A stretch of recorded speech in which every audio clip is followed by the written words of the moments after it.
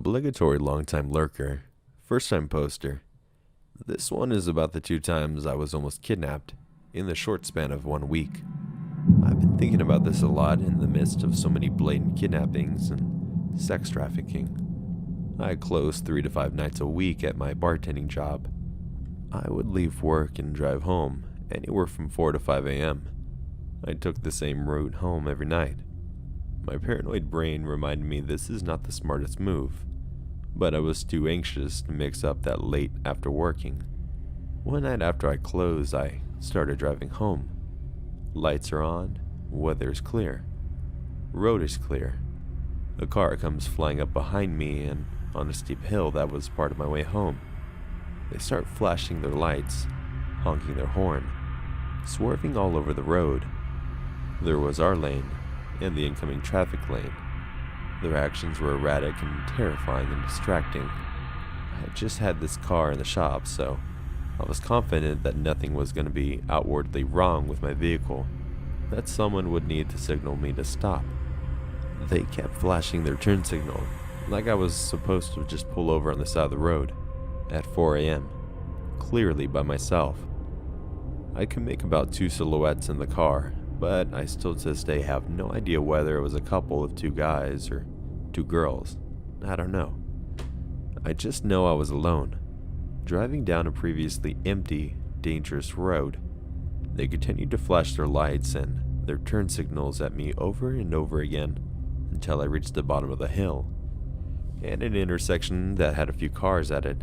As soon as another car came in view, they veered into the turn lane and disappeared, no longer flashing their lights or swerving like there was an emergency. I got home and double-checked my car while I was shaking mess. Tires weren't flat. Lights worked. No smoke, fires, or anything that would have justified acting like that. I wondered for days if they were just trying to get me alone on that hill, and I imagined what would have happened if I had pulled over to see what they wanted.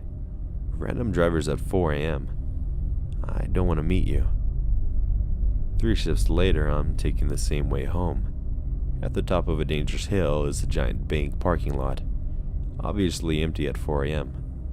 This night/morning it wasn't empty. A red pickup truck was parked in the lot as I passed. I was stopped at the red light, thinking nothing of the truck in the empty lot, when its lights turned on and the truck pulled out behind me. Lights turned green. I go. Truck follows. Truck speeds around me and pulls in front of me and stops, right at the turn that leads to the top of the hill. At this point I was just confused, not too concerned. I stopped my car as well, obviously. Couldn't go forward and had no intention of taking a different way home. They creeped forward into the turn and pulled over on the side of the road. Now I'm concerned. I am again driving alone at 4 a.m. I hadn't cut them off, bright lighted them, or wronged them driver-wise in any way. So why were they stopped in front of me and pulling off to the side of the road? I eventually crept forward and went around to their truck. I could see 2 men clearly in the cab. They just watched me drive by. As soon as I passed them, they pulled out and followed me. I had the option of driving down the big hill and repeating the last terrifying experience, or just pulling onto a street and into a neighborhood I wasn't familiar with and hoping that saved me. I pulled into the neighborhood, crept along until the street with my heart beating out of my chest, and watched my rearview mirror as they stopped at the top of the street and idled, as if they were watching or waiting for me. I pulled behind a car that was parked in front of a house that definitely wasn't my own, and parked the car.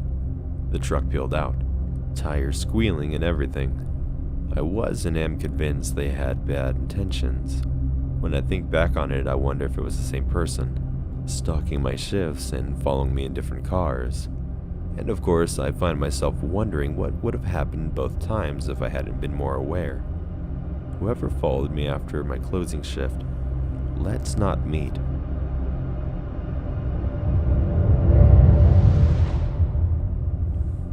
Some backstory.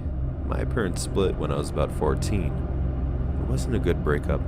My dad was an abusive drug addict, so when my mom left him, she was in a really bad place. Her and my older sister Sister was in her 20s and in a full-blown part mode. Kept taking her to local bars since my mom was depressed. This led to my mom becoming an alcoholic since my sister was well on her way to becoming one too. During one of these nights, she met a guy. I didn't know too much about him, just that they met him and his brother at a bar, and now she was dating him. It was pretty fast, and my sister would flirt with the brother to get free food and drinks from him. Around this time, I was around 15, and this dude just seemed off. He was probably early 40s or so, and is always going on my mom's dates with his brother. He just kind of hung around a lot. One day, my sister decided she wanted sushi and called the brother up to take us because she knew he would pay. I did not want to go, but we didn't have any food in the house, and I was hungry. We didn't have a sushi place in our town, so we had to drive to the city, which was about 30 minutes away. The entire ride, I just had this warning feeling in my stomach that kept telling me to get out of the car, that this is a bad idea. I was a giant ball of anxiety the whole 30 minutes. My sister sat in the front seat, completely oblivious to what was happening. Meanwhile, I kept catching him staring at me in the rearview mirror. Once we got to the restaurant, he sat himself directly across from me. He wanted to sit next to me, but I rushed to the next seat to my sister instead. It was awkward, but my sister talked a lot, so I was able to kind of hide. Eventually, she got up to go to the bathroom, and then I was alone with him. Almost immediately, he asked me if I had a boyfriend, and I said no. "That's good," he said.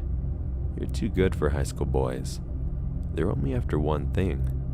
I just nodded, not knowing what to say. Then went on to ask if I liked Disneyland, and I said yes. He got excited and went on to say how he would take me, but hotels were expensive, so we'd have to share a room. It would just be so us, my mom, and his brother could be alone. He said my sister couldn't come though because he couldn't afford to pay for both of us to go. At this point, I was extremely uncomfortable, and I just wanted my sister to come back. She finally did, and he switched to just talking to her. She didn't notice anything wrong and kept on looking at me. Once we finished, he took us home and invited himself in. Went to my room, locked the door, and hid. At one point, someone tried to open my door, but they stopped once they felt it was locked. My mom and her boyfriend came home around then. I tried talking to my sister, but she brushed me off. They had invited us back to their house, and I wanted so badly to stay home, but they forced me to go. Almost immediately, my mom and her boyfriend went to the room and left my sister and I with him. He got my sister pretty drunk fast, and tried to get me to drink, but I kept refusing.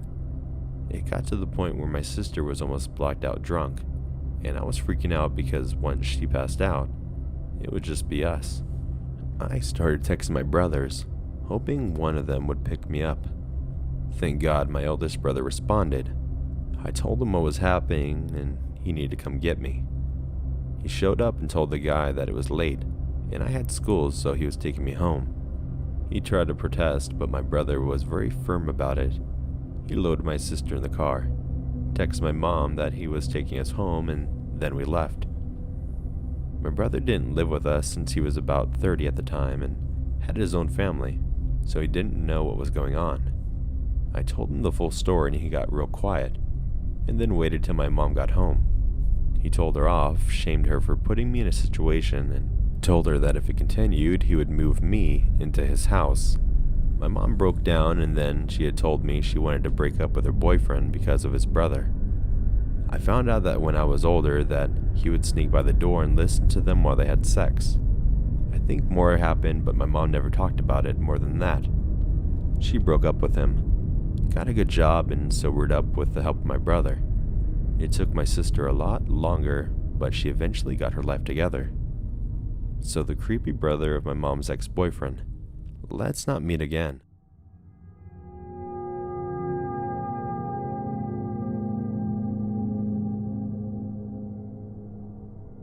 These stories aren't mine, they are my boyfriend's. He had never told me about these incidents until last night when we started talking about weird experiences. Now, this happened when my boyfriend was much younger. I'd say probably around 11. He often went to visit his cousin down in a small town in Colorado. His cousin used to live near the local high school. This comes into play later in the story.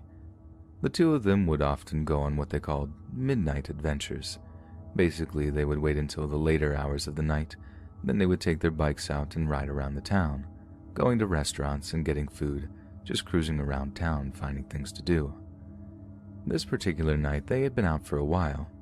They had just gotten done going to McDonald's to have the breakfast after midnight special they had been putting on at the time. They were riding their bikes next to a park that had a fence around it, and suddenly they noticed a massive white dog that resembled a husky barrel out of nowhere towards them. They both were startled as it seemed to come out of nowhere, so they rode faster, parallel to the fence. As they rode, the dog came running on the side of the fence, matching their pace. As they reached the end of the fence, it disappeared. They hesitantly stopped to look around for the dog, but it was nowhere to be seen. Freaked out, they decided to go back home, but they were on the opposite side of the town from their house. My boyfriend's cousin says that he knows a shortcut through an alleyway. This alley is narrow and has a singular streetlight at the end. As they turn and begin to go down the alleyway, guess what's sitting under the street lamp? The white dog. It just sits there looking at them. They decide to get out of there and go around. As they turn the corner of the street, they see the dog still under the street lamp staring. Then the street lamp turns off. They decide to hightail it out of there and they make it back home without any more incidents. And this next story also happened during one of these midnight adventures. The two had just gone out for the night and they decided to go to the high school parking lot to mess around. Since they had bikes, they figured it would be a good spot to ride around since it was flat and well lit. Suddenly, my boyfriend sees a man in dark clothes walking through the opposite side of the parking lot. At first, he thinks nothing of it, until he takes a closer look. The man was a reasonable distance away from them, yet he seemed tall. He said he probably was about 8 feet at least. Boyfriend quietly asks cousin if he's seeing the man too, and he confirms. The man continues walking down the parking lot until he reaches a light post. He walks behind the light post and disappears. He doesn't come out from the other side. My boyfriend and cousin freak out and decide they have had enough already, and they instantly turn around and go home. The last story my boyfriend told me was not a part of the Midnight Adventures saga, but instead occurred when he was way younger. My boyfriend was probably 8, living with his mom and his sister. His sister and he shared a room and bed. Back then, both the boyfriend and the sister had a very bad habit of sleepwalking. One night, boyfriend's sister sits up out of bed and looks at a corner. At first he thinks that she's awake, but soon realizes her eyes are still closed. Suddenly she jumps out of bed and starts screaming, "How did you get in here? What do you want?" In between, she takes a blanket and covers my boyfriend, all the while looking in one corner, yelling, "Don't hurt him." She starts screaming for their mom, who comes busting in the room, flicking the lights on. There was no one there. All the commotion caused the sister to wake up. She claims she swore someone was in the room with them.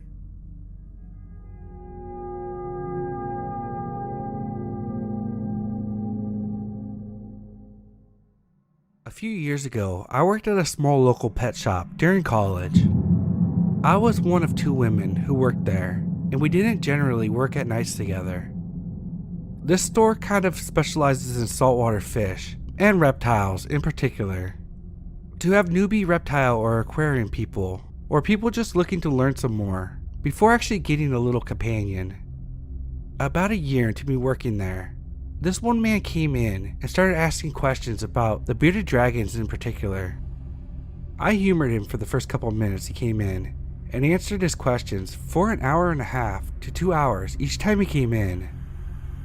But then he just kept coming in, not buying anything, not looking at any other animals. He refused to talk to any of my other coworkers standing right next to me. He was definitely a dude with a creepy vibe, but after about the 3rd time this guy came in, and questioned me about the bearded dragon's mating habits. For about an hour, we all started getting uncomfortable. He knew my schedule because we were such a small store. I would call my friends and tell them to come hang out at the shop while he was there, because he was just so persistent about talking to me, and only about the bearded dragons, with the occasional, "Do you have a boyfriend?" or a pickup line.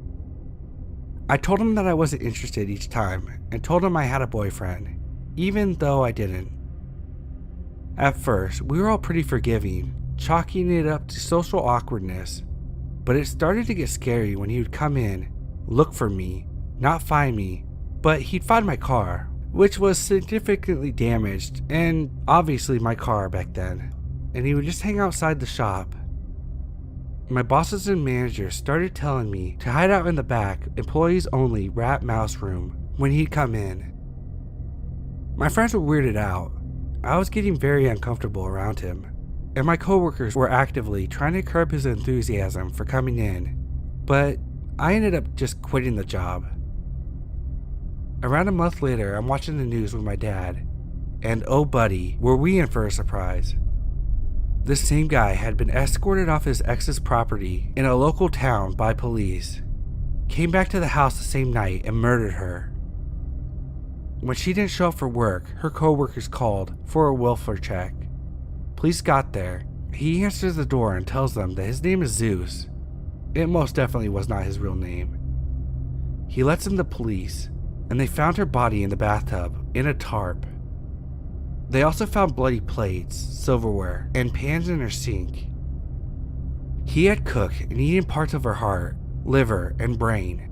He's still waiting for a trial in our state, and his interviews and clips of news people questioning him while the police were escorting him to the court are just bonkers. He tried to claim demonic possession at one point. He had previously murdered 2 people and been released from prison before moving to our area.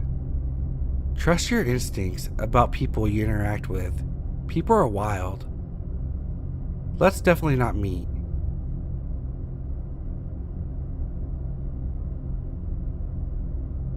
I was around the age of 13 and staying at a friend's house for New Year's Eve. She lived out on a farm, so there weren't many houses around where she lived. We were sitting on her bed and I happened to notice her dog running into the darkness outside. He was barking, but I thought he must have been barking at a fox or something. I didn't think anything of it until a few minutes later when I see him in my view again. He was growling, and then I saw what he was growling at. There was a woman trying to hit and kick him. I told my friend that there was someone outside, and she thought I was joking. My friend turned around and realized that there was actually a woman out there. She ran to her dad and told him about it. He ran to his room and came back with a shotgun. It's safe to say that my friend and I were scared, and he didn't even seem like the type of man to own a gun. Her mom heard the commotion, and they both went outside to the woman. Keep in mind that this is well past midnight in the country, so it's very scary to see a random woman outside attacking the dog. My friend's mom invited the woman inside because she seemed distressed. She offered her a glass of water and said that she would call the police. The woman was saying not to call the cops, and that her boyfriend was actually down the road and they had gotten into an argument and it had gotten physical, but she would be fine. Brian grabbed his car keys and said that he would be back and he was going to see if the boyfriend was still there. The woman told him that she would come, but he said no. This is the scariest part. As he was driving down the road, he saw the car, and as he was driving up to it, his headlights lit up a bush and there was a man standing there trying to hide. Brian quickly turned around and drove back to the house. He told her that he was going to call the police and she needed to stay inside until they arrived. At this point, he thought she was a victim and felt sorry for the woman. She ended up just getting up and saying that she was fine and left, even though my friend's mom was trying to get her to stay and wait for the cops. They came out and took a statement. Then they told Brian that there has been a lot of car thieves lately in this manner, where someone would knock at night and get the homeowner to help, and when they would get near the car, the man would come out and rob them, stealing the car. The cops searched around the area for this couple, but they never found them. As 13-year-olds, this was such a scary experience, and just so unexpected. We still bring it up to each other now that we're in our 20s, just amazed that there are people out there with such malicious intent.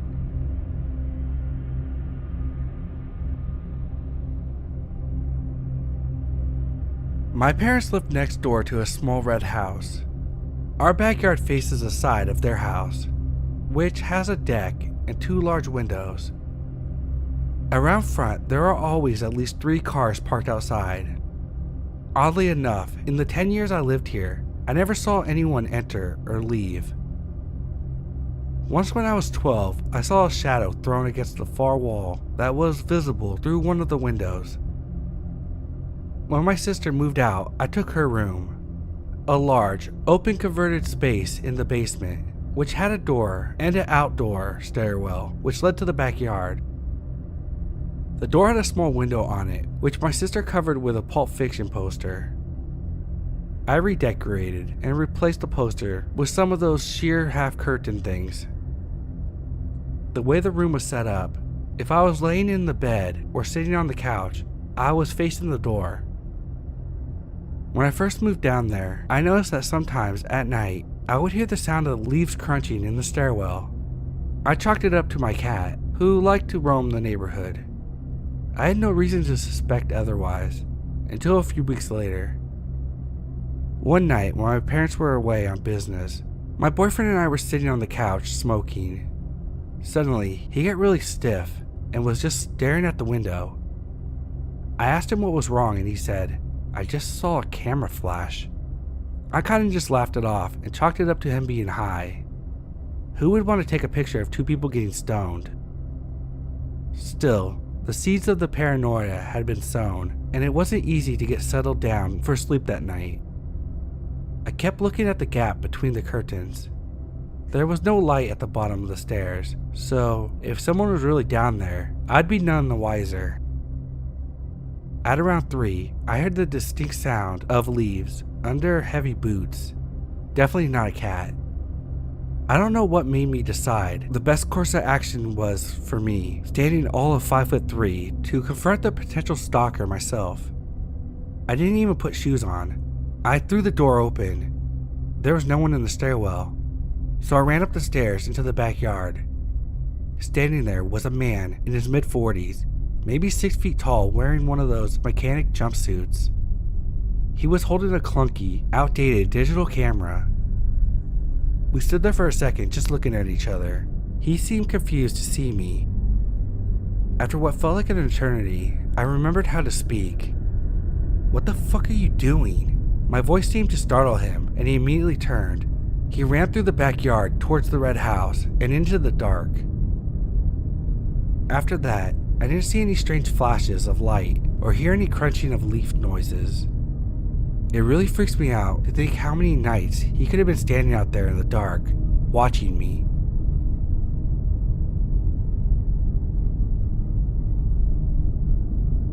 So I'm reading these posts and decide maybe I should post what happened to my friend and I in high school.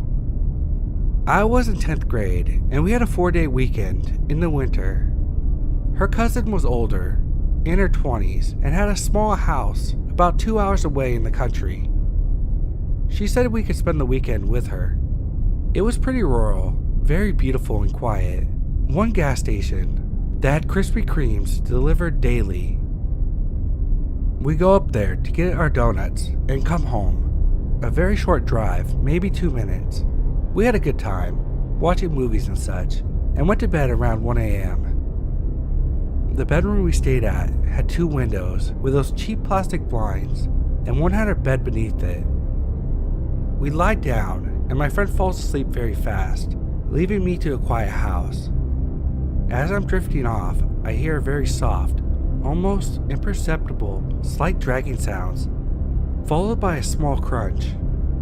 The noises got louder, and suddenly, a shadow slides over us. The moon was bright, and the ground was covered in snow. It was like someone was standing outside the window, with the moonlight shining behind them. My heart was pounding and racing, and feels like it's about to burst. and I held my breath for longer than I thought was possible. The noises started, and the shadow walked away. I could not sleep, and lied curled up in the middle of the bedroom, terrified until daylight hit, when I finally got the guts to move from my position and get her cousin. After I told her what happened, we went outside, and there were footsteps leading up to the window and then back away again. We were so terrified, 3 females out there alone. We packed up so fast and got out of there in under 10 minutes. To this day, I can't sleep under a window. I still love Krispy Kreme though.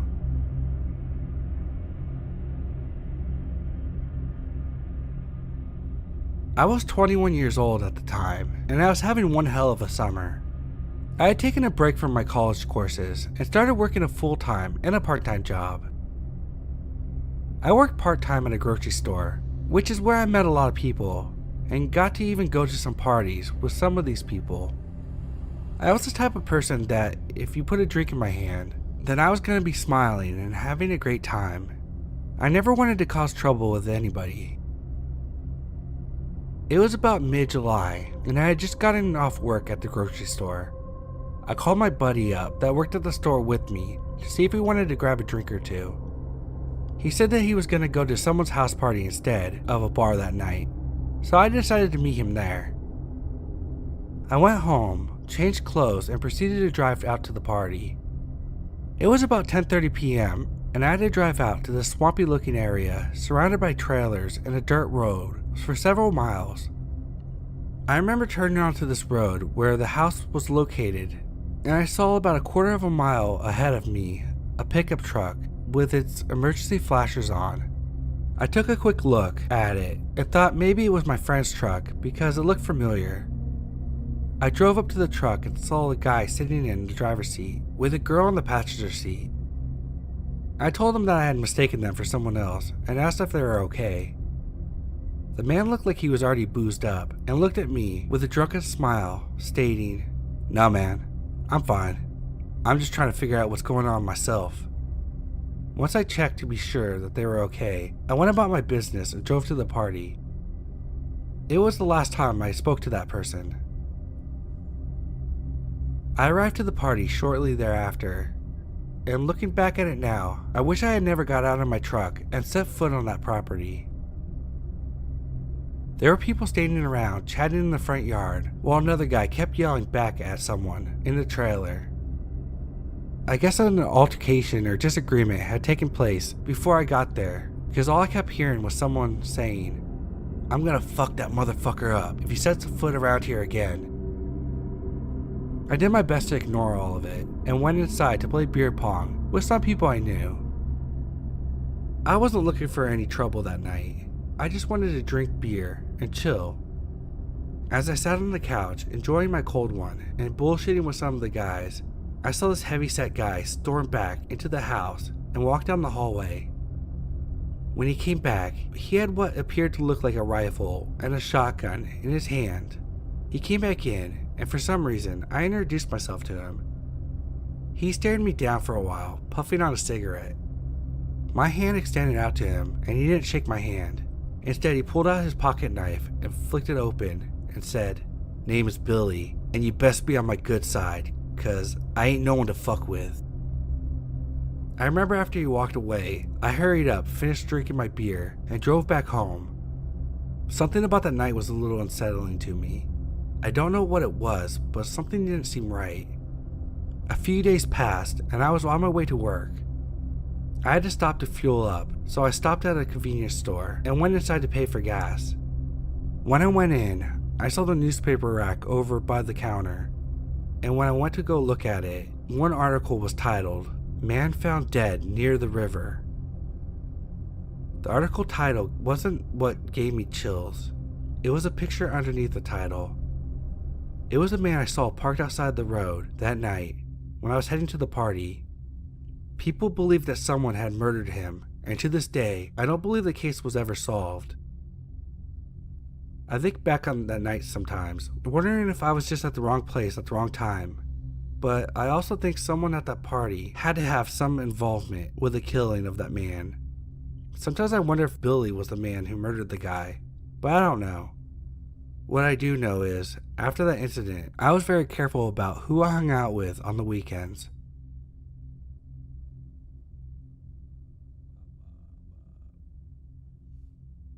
This just happened 2 nights ago.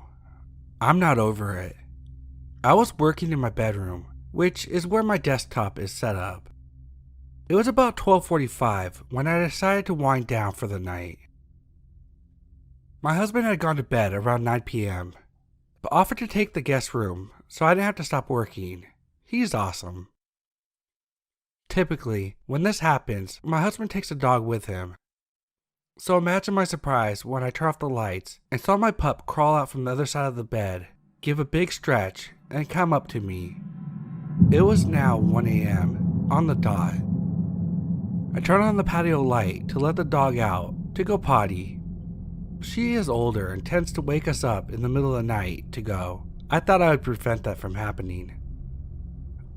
I watched through the blinds as my dog stared out and began to wag her tail profusely. She crept just out of view, her eyes very focused. I got a gross sense of dread and began to panic. I threw the door open and called for her. That's when I heard him. I don't know what he said. I was too petrified to listen, really. She didn't come at first, just kind of looked at me and then back at the person on my porch, who I couldn't see. I noticed then that there were pillows and a blanket stacked on top of my grill that for sure weren't mine. I screamed my dog's name and she came back in. I ran to the other side of the house and woke my husband up, shouting that there was someone on our porch. He got up in disbelief and wandered to our patio entrance from the kitchen and opened the door. There, a young man in his 20s or so sat on the ground against our house. He was barefoot and on the same wall that the bedroom entrance to the patio is on, which is why I couldn't see him unless I had stepped out. My husband asked if he was alright, but couldn't hear his response. My husband told him that he was at the wrong house and that he needed to leave. We went to our safe and grabbed our gun, trying to talk through the insanity and our nerves. We didn't live in a crime-heavy city, and we've never heard about anything happening in our neighborhood. Nothing like this had ever happened to us before. There we were, 1 a.m., with a stranger on our patio who had been there for God only knows how long, in the dark. We walked back out to the living room and saw that he had moved to a chair on our patio. My husband shined the light on the handgun at him and shouted for him to leave, and I called the police. When they arrived, the man was gone, but his pillows, blankets were still out there. One of the officers told us that he believed he knew who the young man was. He had a psychotic episode earlier in the week after coming off his bipolar meds. He lived nearby and was probably headed back that way. We're no strangers to mental illness, so naturally I felt awful that we had leapt to calling the police and brandishing a weapon. But at the same time, what the fuck are you doing in my yard?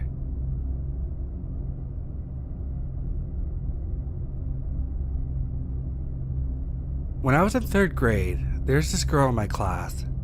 She wasn't particularly liked by anyone, and she was quite the bully and overall rude person, even to adults.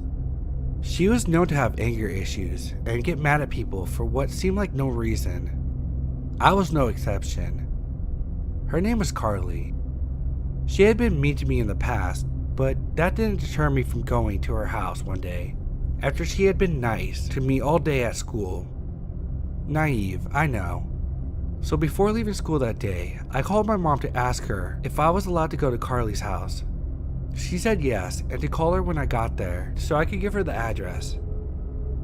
Now when I think back, I wonder if she had a bad feeling about the situation, since she didn't normally ask for the address, and she isn't picking me up since Carly's house was only about 2 blocks away.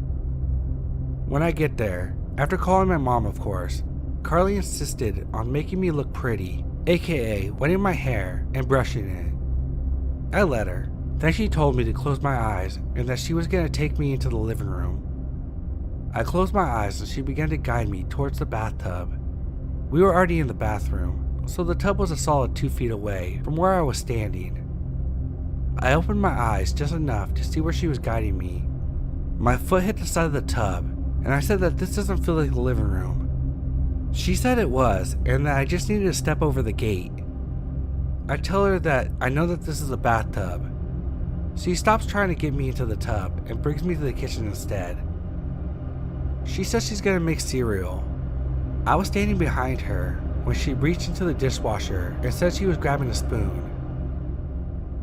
The way she clarified that she was grabbing a spoon immediately told me what she was gonna grab, and it was for sure not a spoon. I can still remember the feeling of dread that overcame me when she said those words. She pulls out a large knife and backs me into the corner, holding the knife only 2 inches away from my neck. I can't remember if any words were exchanged during this. Maybe I was too shocked to say anything. I only stayed there for maybe 30 seconds before I pushed her aside and ran towards the door. I grabbed my backpack and put on my winter boots. By the time I had my boots on, Carly was trying to block the sliding door. I pushed past her and flung the door open. I ran down her patio steps and out the front gate, not bothering to close it. I just wanted to get home where I was safe. I remember her yelling at me as her dog escaped through the open gate. I didn't care. One of her neighbors who was in their front lawn waved and smiled at me, clearly oblivious to what had just gone down. I ran down the road and to my house, not stopping once. It wasn't until I was in the door of my house that I broke down. I began to cry and yell for my mom. My 2 older sisters yelled at me to shut up. My mom walked over to me and immediately knew something was wrong. I explained to her what happened, and she was very understanding and freaked out. I can't remember if this was the same day or the next day that I had to talk to a police officer about what happened. He asked me what kind of knife it was and whatnot. I think my mom relayed most of the story to him because I don't remember having to say much. They got in contact with Carly's foster mom, and Carly got in big shit for it. At school, Carly yelled at me for getting the cops involved and tried to guilt trip me by saying her mom threatened to put her back in foster care if she did anything like that again. I told her I didn't care. The school was also notified about the situation, and the teachers made sure to keep an extra eye on her, but that didn't mean I wasn't paranoid around her. I made sure to keep my guard up for the rest of the school year. I always thought it was a bit extreme to involve the cops, but it ended up making Carly never mess with me again. I ended up moving after that year for unrelated reasons, only to move back before I started 6th grade. The first day of middle school, I was waiting for them to call my name, so I know which class is my homeroom, when I hear an all too familiar name, Carly. I watch as no one goes up to join the class. Was she not here? Next I was called. I go up to join the class that she would have been in. I found out later when the teacher was doing attendance that she had moved 3 hours away just before the beginning of the school year. It's been 3 years since then, and I can only hope she doesn't come back. But if she does, I'm not too concerned. I will make sure she stays the hell away from me. That incident gave me some trust issues, but at least now I know to choose my friends wisely.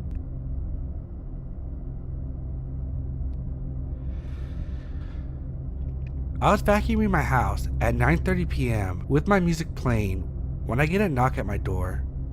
My boyfriend was at work and I wasn't expecting company, especially so late at night. I turned the music down and realized the door was not locked. Instantly, I'm terrified. I'm only 4'10", so I had to prop myself up the wall to look through the peephole and carefully lock the door. More pounding. The man outside my door is no one I recognize and looks disgruntled, dirty, and quite frightening. He was short and stocky and looked angry. He grew frustrated, knowing I just turned down my music. He heard me lock the door and started calling out, "Ma'am." More knocking. "Excuse me, ma'am. How the fuck did he know I was a woman?" I look around the room and I see that my blinds are open, and I realize he must have been watching me vacuum. Thankfully, my neighbors right across from me opened their doors and the husband asked, "Who are you and what are you doing?" Startled, the creep fumbles and says, "Oh, good evening, sir. I was just gonna offer my carpet cleaning services to her." The husband goes, "That's great. She doesn't want it. You need to leave right now." Creep left promptly. Afterwards, I called the police, my boyfriend, and I closed my blinds and texted the neighbors to thank them for scaring him away. I paid extra to live on the top floor, but it seems this creep was watching me from below.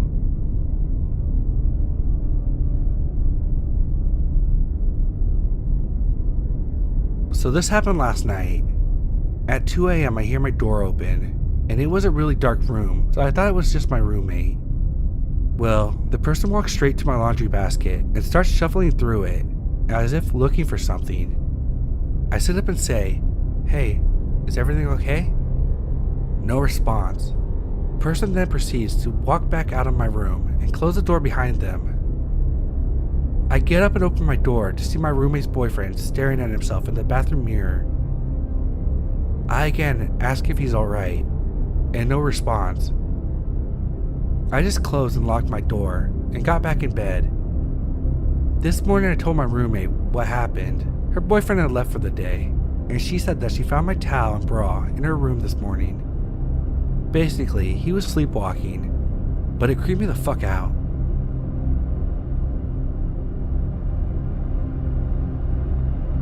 This was 5 or 6 years ago. After meeting with a couple of my friends who were stationed at a nearby bar, my friend Robin and I decided to end girls' night early, at 1 a.m. I'm horrible with street names, so bear with me. We went to Rocket Bar, so you can know that it was near there. We got into the car and started pulling out. We were driving a bit slow because we weren't familiar with this area, so we didn't want to miss any turns. I had my window rolled down because when I drink, I get a bit flushed. The street that we were on was a bit dead at the time. We heard a yell and some loud ass crying.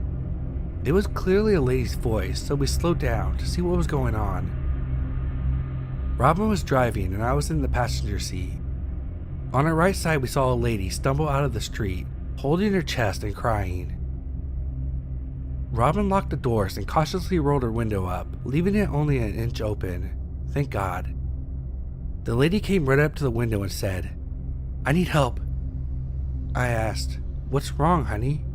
She kept repeating, "I need help," over and over again. Me being a naive idiot, I put my hand on the door like I'm about to open it, only to be grabbed by Robin whispering, "Don't fucking open the door."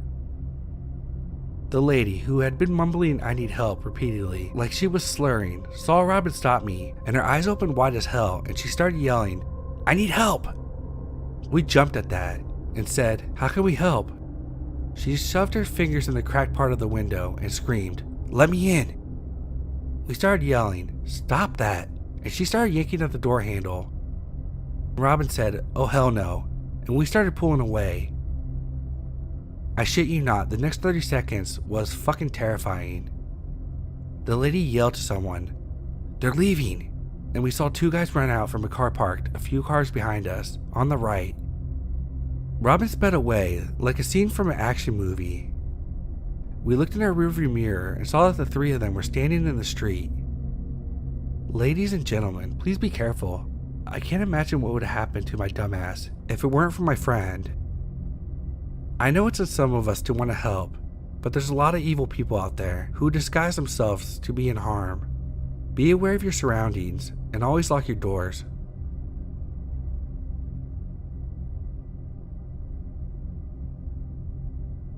I lived in a small town in Denmark with a population of roughly 3,000 people, where nothing ever really happens, and the following scared the entire town to death. Back in 2005 or so, when I was still in kindergarten, a strange and agitated man who was a father to one of the children came and demanded to my teacher that he wanted to see his daughter and take her out of school. My teacher could see in his eyes that something was not right and that he was extremely upset. My teacher therefore denied him to see his daughter, and after a very uncomfortable discussion, the father eventually gave up, walked to his car without looking back, and drove home. My teacher grew very worried and decided to call the local police to go check the family house. Later that day, it came on the news that the father had murdered his own wife with a gun and afterwards shot himself in the head. At the time, my best friend lived next door to the family, and he has since told me that he could hear the mother screaming in a very horrifying way, followed by 3 gunshots, and then a grown man crying his heart out, 10 seconds of silence, and finally 1 more gunshot. It creeps me out just to think about this, and I feel so sorry for the daughter who was left an orphan at such an early stage in life. I really don't know what would have happened to the daughter if my teacher had not stopped the man from taking her home with him. I hope you're having a decent life wherever you are, girl.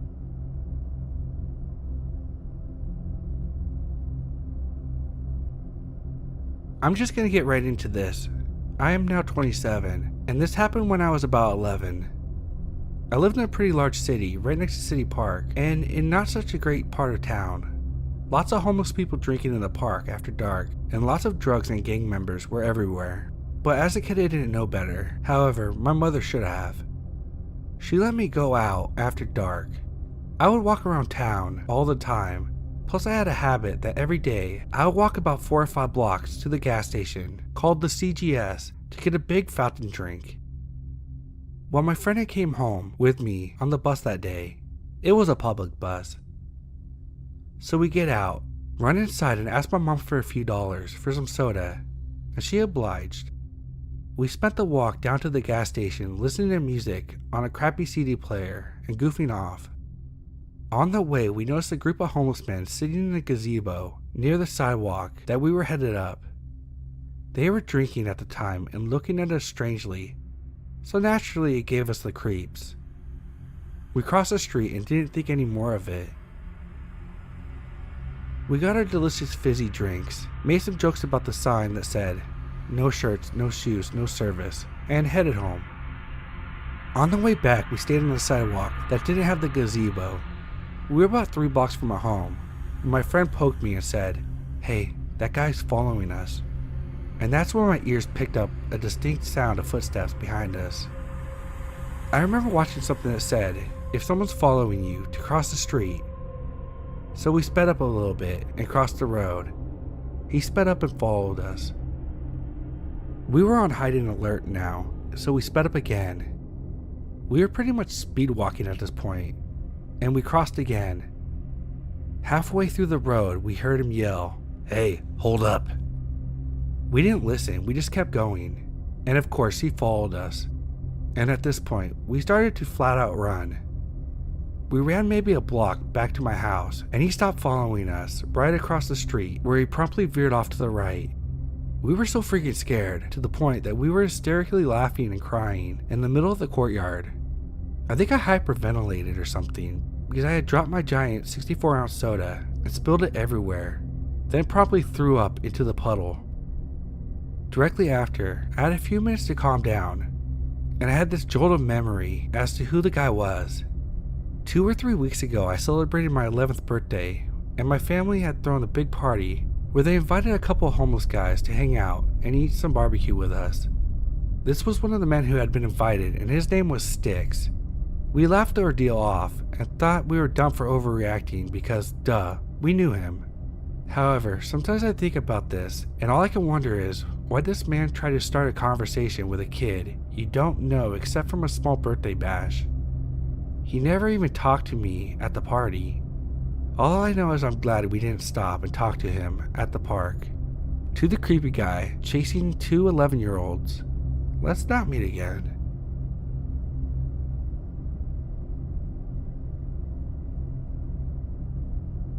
I grew up in Ohio in the 70s, and me and my childhood friend Joe were outside all the time.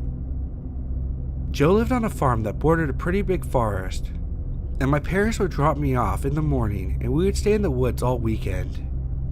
We only came out for school. We loved pretending that we were frontiersmen. We built shelters, traps, practiced making fire with sticks, the whole 9 yards. When we got to be in high school, we got the notion to pull a Stand By Me. This was based on the movie with the same name that had just came out. The idea was that we would walk on the railroad tracks out in the country. Instead of looking for a dead body, we'd find cool bridges to fish from, and a camp a little ways off the tracks. Of course, we knew it was dangerous and that we'd likely be trespassing, but we were kids. We had a lot of fun. We did find beautiful rivers, discovered bridges that no one went to. We fished. We hid from a lot of trains. At night, we camped in the woods just near the tracks and made small hidden fires. Nothing bad ever happened. In fact, it was so fun that we did it multiple times. Never had a problem. After high school, me and Joe went our separate ways. We both left home, but always stayed in touch, and always tried to coordinate visits so we see each other occasionally. One summer in the mid-90s, it worked out that we were both in town for about a week. We'd do stuff with the family in the day, and at night, we'd either catch drinks at a bar or sit outside Joe's house around a fire and talk about the old days.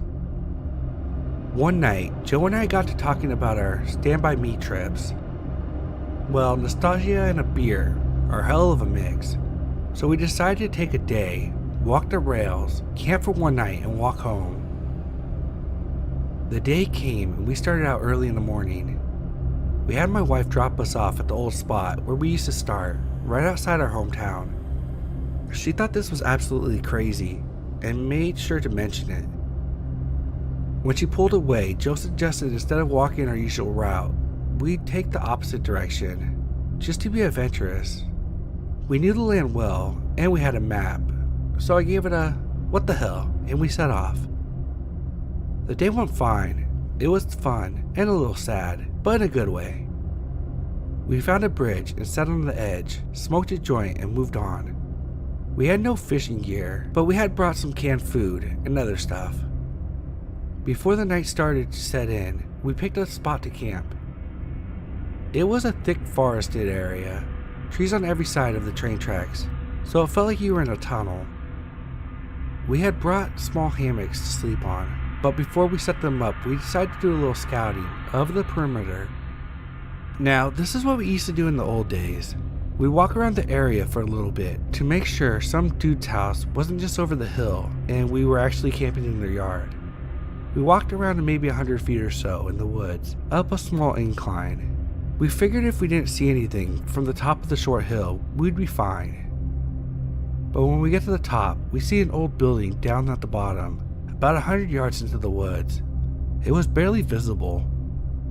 We pondered over what to do. We both assumed that it was a sugar shack or something, because there didn't appear to have a clear road into it.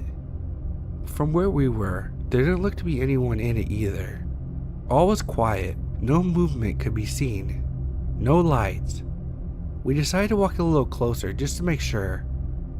We came down the hill very slowly, and as we neared the building we saw that it wasn't a sugar shack, it was an old church. It looked like it had been abandoned for years.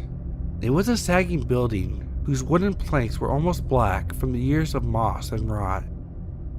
A cross still stood up at the top of the place, also weathered black. None of the windows had glass, and there were no doors, just an open doorway. We got close enough to see inside. There was rows of pews and a build-up section in front for the preacher to stand. We didn't go in all the way. We didn't want to. Beyond all that, there was no sign of anyone else. No footprints, no paths, no roads. It was an abandoned church. We left immediately and went back up the hill to our spot we had picked to camp. Having the hill between us and the church made us feel better, but we were still a little uneasy. We chalked it up to being the natural creepiness of seeing a church in the middle of the woods. Besides, at this point, it was dusk and we just decided to rig up our hammocks and go to sleep and move on at early morning. Night set in, and as we laid in the hammocks and shot the shit, we began to hear something in the direction of the church. Our conversations went a little like this. Did you hear that? What the fuck was that? It's like people singing. And it did just sound like singing. We both slid right out of our hammocks and hunkered down, straining to hear more. We listened for a minute or two, and the singing continued, but it wasn't getting louder. Finally, we decided to creep back up the hill to see if we could spy where the sound was coming from. We could still move very quietly through the woods from the old days. It was second nature to us. The moon was barely out, but it provided enough light so you wouldn't walk right into a tree. But it was near pitch black. We didn't use flashlights as we crept slowly up the hill, and we didn't talk. When we got to the top of the hill, we saw a light in the distance. It was coming from the church, and the singing was coming from inside. Joe and I put our heads close together and had a hushed conversation that boiled down to, "Can you believe this shit?" The light looked to be candlelight from the way it flickered, and though we tried, we couldn't make out what was being sung. It sounded like church music, but in another language. We sat and watched for a while, trying to see who was in there, but we only saw occasional shadows. We had no intention of getting closer either. We had about a football field length between us and aimed to keep it that way. The singing continued for a bit, and then it stopped. After that, a booming male voice began to chant. I was already freaked out, but this voice thoroughly scared the shit out of me. It sounded like some Old Testament preacher you see in the movies. But again, it was like he was speaking in a different language because we couldn't understand a single word. Eventually it got to where a single male voice would say something and a bunch of voices would answer in song. This lasted for a while, and then they all broke into this long, sustained wail that kept getting louder. It got so loud and so disturbing that I had to cover my ears. Then it stopped. At this point, I was just ready to say, "Let's get the fuck out of here," when Joe put his hand on my shoulder and hissed, "They're coming out." We were far enough away that we couldn't really make them out well, but what we could see was a line of figures walk out the doorway, all holding hands in single file. We could see some of them had flashlights. They began to sing again, and then the light from the flashlights began to move towards us and the hill. We booked it back to our campsite, grabbed our shit, and ran back to the tracks. Once there, we ran down the direction we had came from. After a few minutes, we stopped and looked back. We saw the lights coming down the hill. They were moving erratically, like whoever was holding them was shaking them. We continued to run in spurts and walk as fast as we could. We eventually stopped seeing lights and came to a road. By our map, we knew a small town was about 15 minutes down it, and we could walk there. We got to a 24-hour gas station, and I called my wife to get us. My wife and other friends all thought it was just kids messing with us, but I heard those voices, and they sure as hell didn't sound like any kids to me. Not sure who those people were, but it was definitely the creepiest thing that has ever happened to me out in the woods.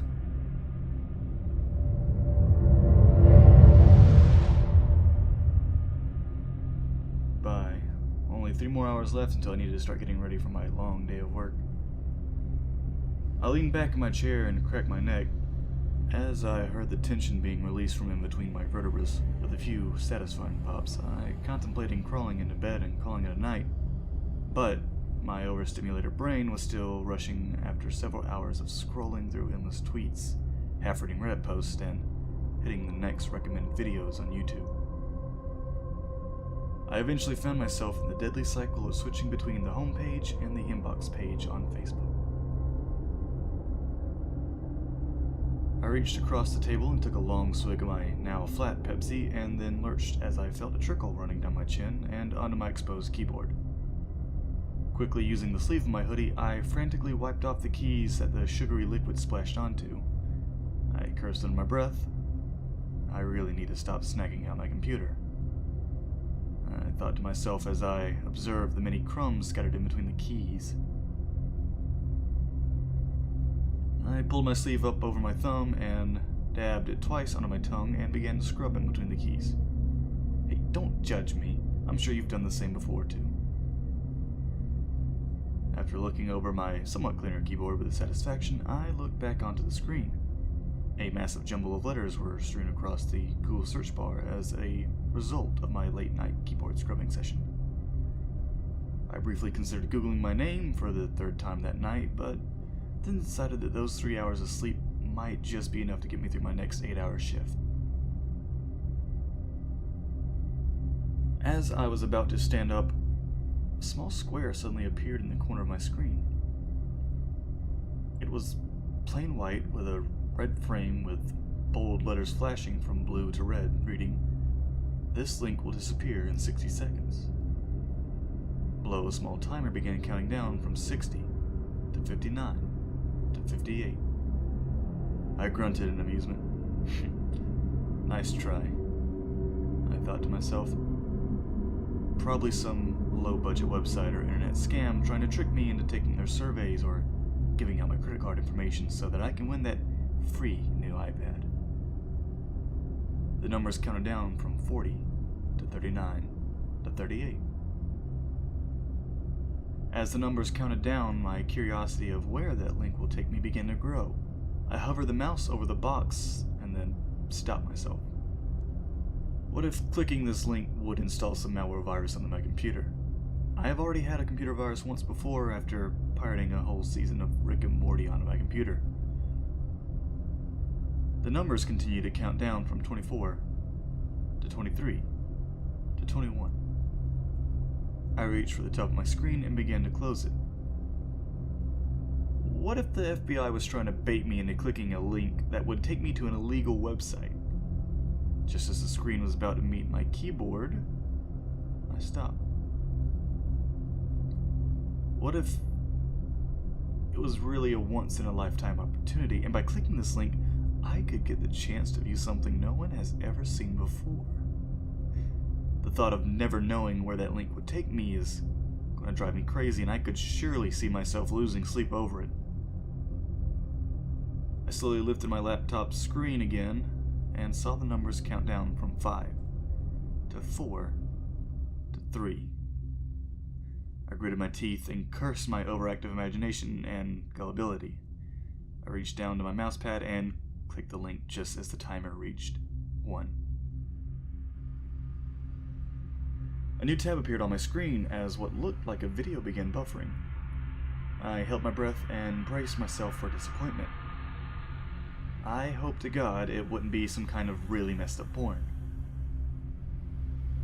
It was going to be hard enough getting myself to sleep, let alone spending the night trying to erase certain images out of my head. I bit my lip as the buffering eventually stopped and the tab was now filled by a full-screen video. I blinked in confusion as all I saw was a very blurry video feed with a blinking red dot in the corner of the screen next to the words, "Live." I stared for a few seconds trying to make out what exactly I was supposed to be looking at. From what it appeared to be, it looked like the shape of someone's silhouette from his head to his shoulders. Did the link bring me to a live stream chat with some random person? Hello? I stammered out nervously as the dark face just stared at me in silence. A second later, I heard my voice echo from my computer, repeating the same, "Hello." I waited a second before trying again. "Can you hear me?" The person on the other end of the stream just sat there as I heard my voice again echo from my computer's speakers. It kind of sounded like when you're on the phone with someone and they have their volume turned up so loud that you can hear your voice repeating while you're talking to them. I sat there for a full minute not saying anything, waiting for the person in the live stream to respond, or move, or do pretty much anything else. They just sat there the whole time, barely moving. Then, from the corner of the screen, I saw another figure standing in the background. It also appeared to be the shape of a man. At first, the second figure also just sat there, unmoving, then began to sway back and forth. It was kind of like the way a tree sways in a gentle breeze. This continued for another minute, then it stopped and went rigid. Its head began to twitch from side to side every so often, becoming faster and more rapid as time went on. I then saw it begin to raise an arm toward the other figure sitting closest to the screen, who during the duration of this time just sat there motionless as if it was unaware of what was going on behind it. Then shifted my gaze to the figure behind it as it slowly began to walk closer and closer to the person, very slowly and jerkily. It walked in a slow, almost like a zigzag pattern. It got closer and closer to the person sitting closest to the screen, who still to this moment just sat there motionless, just staring at the screen, not even acknowledging the figure behind them. The figure behind no longer seemed human, as its movements were just too strange and unnatural. It reminded me of the way a puppet on a string walked. It got closer and closer to the other figure. It eventually was so close that its face was nearly resting on its shoulder. My heart began to race. Why don't they notice what's going on? Are they drugged? Are they asleep? Is this some kind of prank or sick snuff film being streamed on the dark web by some psychopath? I wanted to yell out to the person, warning them that the figure was standing dangerously close to them, whose movements were no doubt no human being. God, I wish that the image was more clear. It was just so dark and blurry that I could barely make out what I was seeing. Just when I thought it was about to be all over, the twitching figure stopped and went absolutely still, just inches away from the person in front. By that, I mean unnervingly still. Although the figure in front remained still, there was just enough movement to know it was alive. Its shoulders raised rhythmically as it was breathing, and I could watch small movements of its head. The figure behind, though, was as still as a corpse. Then slowly it began to crouch down off camera, and I could no longer see it from behind the seated figure in front of my screen. After my heart began to slow down, I leaned in closer to the screen to try to get a better view of the mysterious figure in front of me. Then, to my surprise, the seated figure leaned in as well. I slowly tilted my head to the side in mild confusion, then seconds later the figure seated in front of me did the same. This guy is mimicking me, I realized in amusement. I raised both my hands, slowly, then seconds later the seated figure did the same. I lowered my hand, and the figure lowered its left. I lowered my left hand, and the figure lowered its left hand. I held up two fingers, and the figure did the exact same. I then noticed a small light at the top of my computer monitor. A steady green light right next to the monitor camera. It was then that I noticed that my camera lens was extremely dusty. It's a wonder that the figure on the other end could not even see me. Using the same technique as before, I reached my sleeve up and gently wiped the dust off the monitor camera. The second my gaze returned to my screen, I felt my heart begin to race again. The image on the screen was now clear as day. The figure I have been staring at this whole time was me. This whole live stream was not a two-way video chat. It was just a recording of me sitting in front of my laptop. The figure was not mimicking my movements, it was my own reflection. The only reason its movements seemed delayed from mine was because the live feed is always a few seconds behind the actual recording. That also explains why my voice was echoing before. Then just like that, the image disappeared from the screen. The tab I had open no longer showed the link with the flashing letters or the timer, but just a small text reading. Error 404. My mind raced as everything began to settle in. If that was a live recording of me, then that means the lurching figure behind was actually a recording as well. I made two mistakes that night. The first one was clicking on that link in the first place.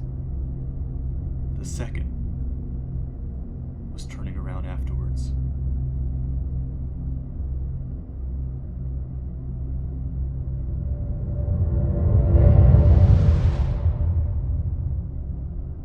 Years old when this happened. Old enough to stay home alone, but not old enough to recognize some red flags. I attended camp over summer, the typical 8-3 routine. My house sits close to the end of my street, which forms a U. For some reason the bus drive would never drop me off at my house. I would always get dropped off at the end of my street, while I would toddle myself along back home. Both my parents worked late hours, sometimes not getting home until 8 p.m. and would be very expensive to hire a babysitter for 4 or 5 hours a day, 5 days a week. So, starting 6th grade, when the bus dropped me off at home, I would be by myself. I do the usual middle school routine: play games online and watch TV. Occasionally, my neighbor's cat would come into my backyard, and I would feed her and pet her as a way to get outside. The only computer in the house was in my dad's workroom, which has a window overlooking the deck, and a window overlooking the side of the house. We have large bay windows in the living room, dining room, and the kitchen of my house. And since we sit on a hill, you can pretty much see the entire backyard from a nice vantage point. So most days, when I got home, I toss off my backpack and go right into that room. And you could see me walk from my front door and pop up by the computer from the outside. Unfortunately, this will lead to something that I had forgotten about, up until now. When I got off the bus, I did as expected: go to my dad's workroom and play computer games. About 30 minutes into this, I heard a faint meowing coming from the outside window. I paused the game and looked outside, thinking maybe my neighbor's cat had wandered over. Nothing. I just sat back down and resumed playing, only to hear the meowing again. It was quiet, but noticeable, and so I checked the other window. Nothing again. This routine happened for a good 10 minutes or so, and eventually I got frustrated and went into the living room to watch TV. Not even 2 minutes later, meowing from the window. I was sitting right beside. Now I was confused and a little creeped out. So I shut the blinds and kept trying to watch TV. Meows continued, but only when they came from the window behind me did I jump and leave the living room. Officially skeeved. I went into my bedroom, where the blinds were down, but still cracked for some sunlight. I tried to read a book, only to hear the meow come from the outside of my bedroom window. This was enough to make me call my dad, concerned that maybe the cat was hurt. But I couldn't see it to be sure. He said he would have the neighbor check it out and call me back later. 10 minutes go by and I get a call from Dad saying he was coming back home from work. Nothing urgent in his voice, just that his job had gotten cancelled and he could come home early. I thought nothing of it, and when he got home, did I realize the cat noises had stopped. Fast forward to the present, and I asked my dad about the strange incident, thinking it was funny the cat followed me around. What he told me next made my blood run cold. After I called him, my neighbor did indeed come to check on my house. What he found were large footprints, leading in circles all around the house, clustered close to the walls, so that even if I looked outside, I wouldn't see anything. Someone had been stalking me through my house, seeing where I was through the windows, and making cat noises to try and get me to come outside. They must have known I was home alone, since it was easy to see me walk by myself down the street and let myself in. My neighbor immediately called my dad and searched the property, but found no one. The police weren't called, since there was nothing but footprints that led off into the woods and got lost. And I never saw anyone. My dad stayed home with me for the rest of the week. It sickens me to know that there are people who would use these tactics to try and lure kids out of their homes, and from there, do whatever they want with them.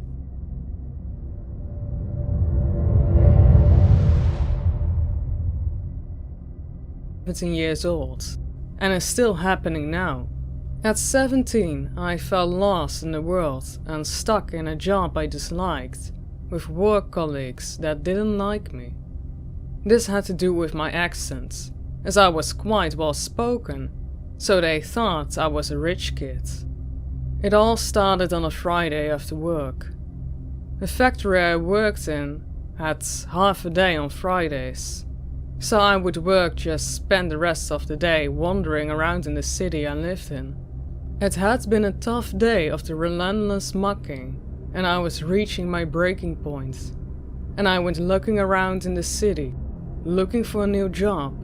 I visited the police recruitment center, the army, navy and air force centers, and even the International Red Cross. I just wanted to get away from it all. After a few hours, I had a bag full of career pamphlets and still no idea what to do with my life. I turned the corner and immediately saw a sign sitting in front of me. I can remember it so vividly now. It said, "Free personality test. Are you curious about yourself? Come in." I then looked up at the building, and a big fancy sign outside it said, "The Church of Scientology." Now before I continue, yes, I already knew about Scientology. However, I had a morbid curiosity about it. I had heard all the horror stories and going on inside the church. But Tom Cruise was my favorite actor, and he seemed to have his life sorted out pretty good. My famous last words right there. So I went inside. I was immediately greeted by a very nice lady. She asked me how I was doing and what she could do for me today. I asked if I could speak with somebody about the church and a personality test. She smiled and said, "I would be happy to. Please take a seat and I will get you someone to speak to." After a minute, I was introduced to an old man named Alan, and he was the head of my city's Scientology center. Alan took me to a small room to talk privately. When we entered, I immediately noticed a large picture of L. Ron Hubbard on the wall. We sat down and generally had a nice talk. I told him about how I wasn't happy about where my life was going. I told him about how I wanted to leave, plus all the trouble I was having at work. He seemed genuinely concerned for me, and I felt like he wanted to help. After a while of talking, I agreed to do the personality test. He gave me the test and left the room, saying to give the test to the receptionist after I finished. 2 hours later, I finished it. No joking, that's really how long it took. It was around 500 questions about anything and everything. I handed it to the receptionist, and she told me it would take some time to process. In the meantime, Alan had told her to take me to the private cinema and show me a film. I thought it was going to be some old room in the back with a TV on the wall, but no. They did indeed have a private cinema. It could seat around 50 people and had a large screen in front. I did feel a bit weird just being by myself in a cinema, owned by a Scientology, but I bet that hasn't happened to many people. Or maybe it has. Anyway, I sat down and they played me the film. It was about 30 minutes long and consisted of a narrator explaining those strange feelings you sometimes get, with some mediocre acting following along. I remember a section about how much you doubt yourself, knowing you have locked the door but going back to check multiple times. At one point, the film showed how a past event that happened to a mother while she was pregnant with you could affect your life in a negative way. Example, your mother was sick in a flight, so you are scared of flying.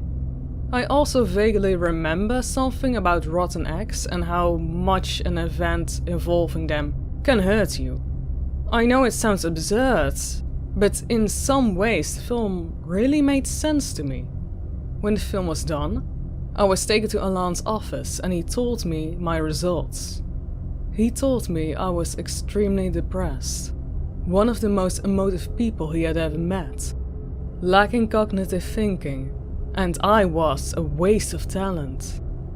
Now, this made me very upset, but Alan said he could help me. He gave me about 4 books and a DVD. He told me to read the books and watch the film before my course. I asked, "What course?" And Alan told me he had signed me up for a course at the center. He convinced me that if I didn't do this course, that my life would soon spiral out of control. He made me hand over quite a lot of money for the course and said I would receive an email about the course, which was in a month's time. I left the center, ran home, and immediately started reading the books I was given. This happened all over the weekend. I basically locked myself in my room and did nothing but read and reread those books and watch the DVD over and over again.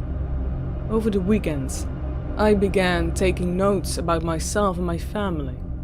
I emailed Alan with questions and concerns. I started resenting my mother for my life, began to think she was the problem. But everything bad that happened to me was the result of her. I started to treat her badly, swearing at her, did the best I could to ignore her. When I emailed Alan about my mother, he told me that if she was the catalyst of my problems, then maybe I should consider disconnecting from her. But I took that bullshit seriously. I made plans to leave her out of my life. A week before my course, I developed some kind of God complex towards everyone around me. What I read in those books told me what I could become. I saw everyone in my family as below me. I really became a truly spiteful person. Just days before my course, I was confronted by my mother and father. They said they were concerned about me, and they searched my room. My dad took all of my Scientology books and the DVD. I was outraged. I screamed and cursed at my parents. I said horrible, wicked things to them. I told them how I was going to leave them, and how I never wanted to see them again. Hours of arguing back and forth, tears and crying. However, in the end, they did convince me that the church was a bad place. They said, if I was so miserable at work, I should have told them. And that is true. To this day, I can't believe I didn't say anything to them. Instead, I went to the Scientology. That night after the arguing had stopped, they sat me down and comforted me. I really couldn't believe it. After the way I had treated them for the past 3 weeks, they still cared for me. The next day I emailed Alan and told him I would not be coming back to the church. He quickly got back to asking me why, asking if it was my family and if I was being forced not to go. However, I ignored him. The emails I revived in the next few weeks were mad.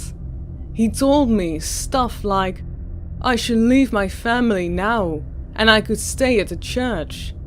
He tried to convince me that it was all because of my mother.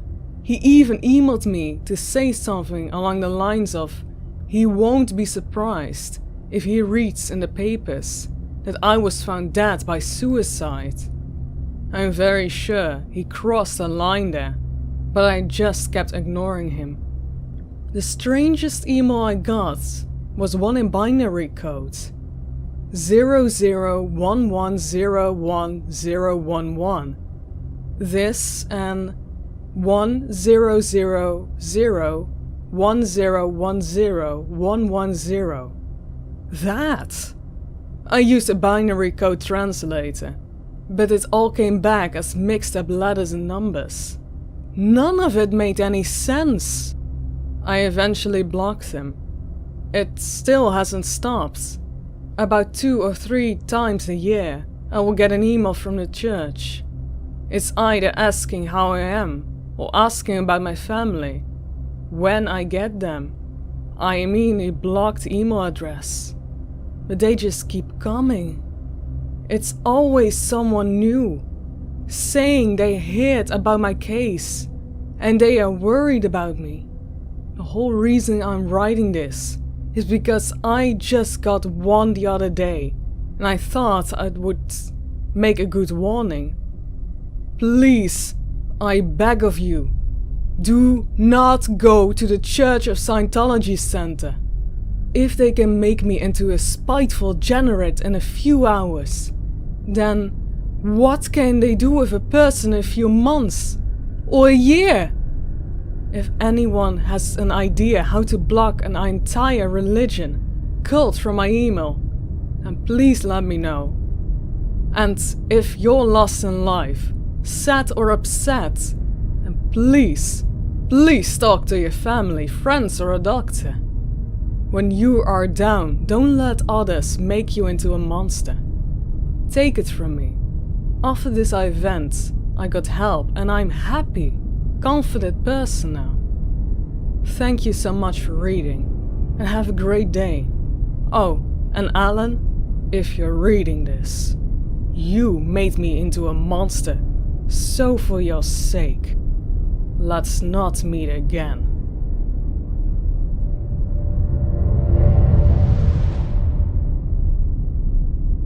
Town when I was younger, there was only one stoplight, a Safeway, and one gas station with a little mom and pop shops in between.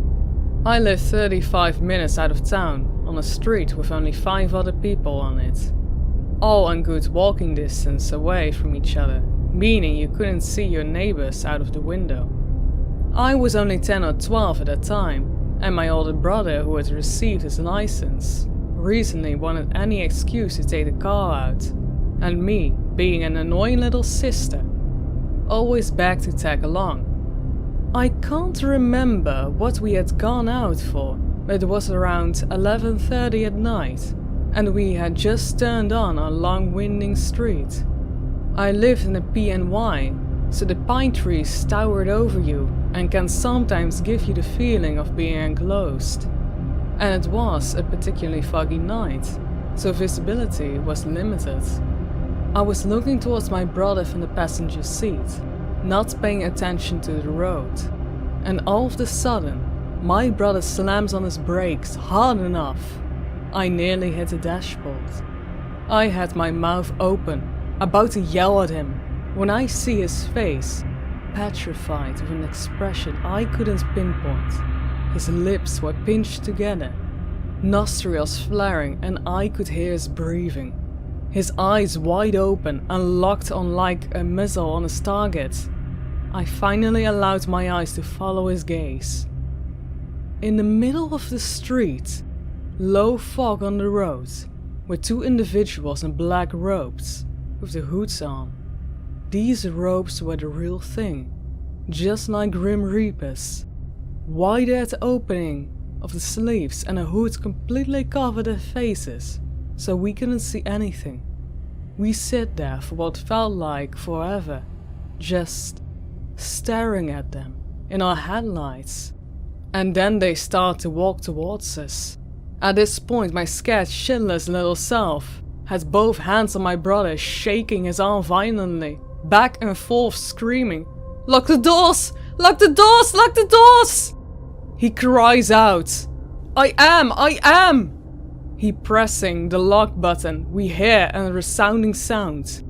These people were crawling towards the car, though in perfect sync, stepping slowly at the same time. We watched them as they made their way to the front of the car, and then made a slight turn, so they began walking by the driver's side. My brother and I were stuck in fear, just staring as they walked past us and disappeared into the dark in a rearview mirror.